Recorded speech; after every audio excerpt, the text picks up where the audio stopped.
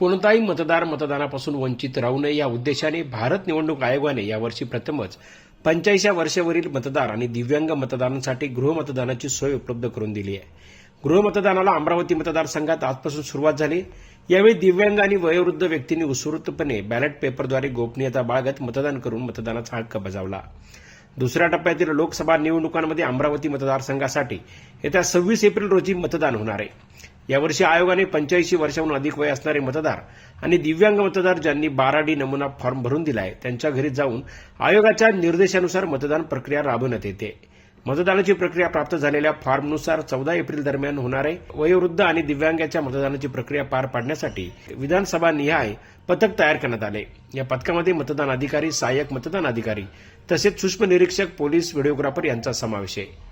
गृहमतदान करताना मतदान प्रक्रियेची गोपनीयता पाळण्याच्या सूचना भारत निवडणूक आयोगाने दिल्या आहेत. त्यानुसार फॉर्म 13A डिक्लेरेशन तसेच फॉर्म 13B कव्हर ए लिफाफा तसेच फॉर्म 13C कव्हर बी लिफाफा आणि फॉर्म 13D मतदान कसे करायचे याबाबतच्या सूचना.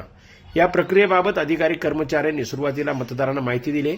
यावेळी घरामध्ये स्थापन केलेल्या मतदान कक्षामध्ये दिव्यांग वयोवृद्धांनी आपले मत नोंदवीत मतदान प्रक्रिया गोपनीयता पाळत मतपत्रिका घडी केल्यानंतर छोट्या लिफाफ्यांमध्ये आणि नंतर मोठ्या लिफाफ्यामध्ये टाकून मतपेटीत जमा करण्यात आली आहे. जनजागर मराठीसाठी नितीन बोबडे, चांदूर बाजार, अमरावती.